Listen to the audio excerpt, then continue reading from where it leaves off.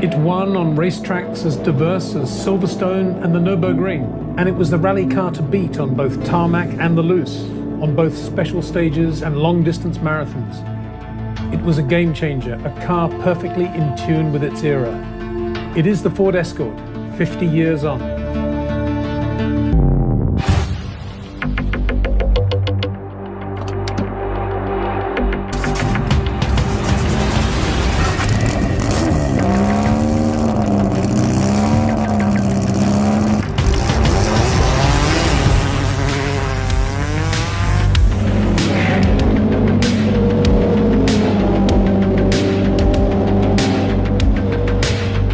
Before the official announcement of the new model by Ford, unfortunately on the transit journey from Boreham to Byfleet, the sheet tarpaulin blew off the lorry and the whole secret was out for the world to see.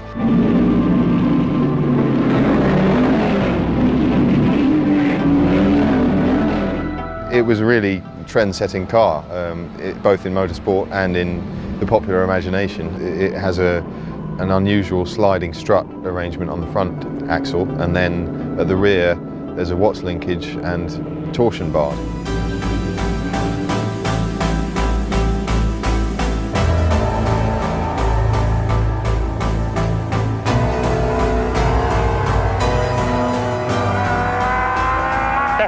Up into fourth, flat in fourth, a little bit of opposite lock again.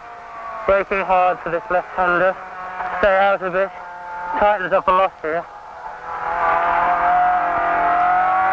Down into second for the right-hander. Plenty of power.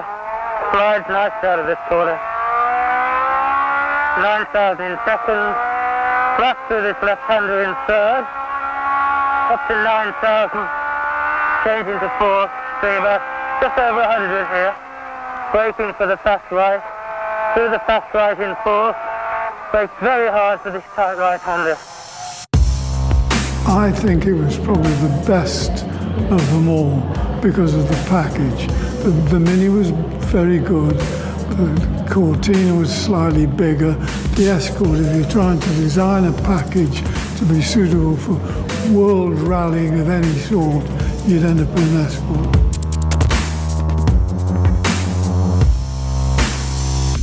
Dad's sort of timing into rallying and the timing of the Escort into rallying, they sort of came together at the right point, and it was kind of a bit of a match made in heaven, really. He loved the car, he loved driving it. I remember one of his quotes was he loves going berserk in a Mark I Escort. Then came the Mark II, a new, neater, faster Ford Escort that still captured the soul of the epic Mark I. It's an iconic car, there's no doubt about that. And it was a real kind of landmark car as well. It followed obviously from the Mark I, which was a great car in itself, but the Mark II really took that on to another level and won obviously the first ever Drivers' World Championship with Bjorn Valdegaard in '79. The car completely coincided with the arrival of commercial sponsorship. You only had to look around, you know, big names, British Airways. One of the best was Cossack.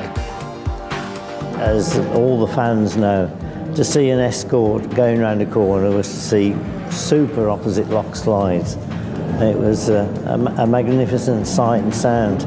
The RAC Rally was always famously Britain's biggest motorsporting event, and somebody from Lombard came up with this figure that 2 million people were out there watching it, because you had all these people going into the stages, but at the side of the road, all the way on the road sections between the stages, people would be standing at roundabouts, you know, on garage forecourts, through towns, just standing, just catching a glimpse of these cars as they went through.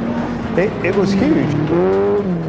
The other big thing I think at that time was that people could buy Mark II Escorts. It was then a modern family car that people could almost aspire to moving up to an RS 1800, and it just made sense as a family car to go and watch these great cars out on the stages. Roger Clark, just an all-time hero, and that was all because of essentially a Mark I Escort and then a Mark II. You know, Roger did all of the development work on the Mark I. He was kind of right at the heart of that car.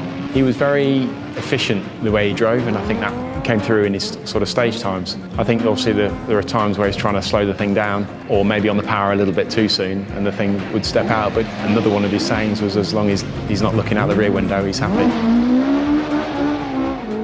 Arguably one of the greatest, if not the greatest, British rally driver ever. He was the master of the Escort.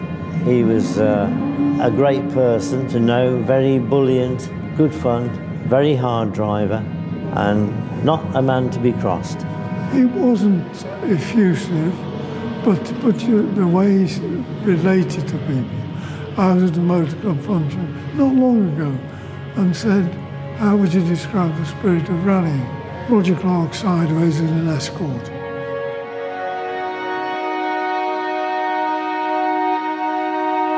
They were genuinely iconic cars, and I can't really think of cars coming along now they're going to have the same impact in 50 years. With the Escort, it was very much part of you, and every sort of twitch and every time it sort of moved around, you felt everything. It would appear that for a creative operation like motorsport, there's some advantage in not having somebody looking over your shoulder all the time. I think to have 5 world champions behind me was nearly as good as winning the RSC.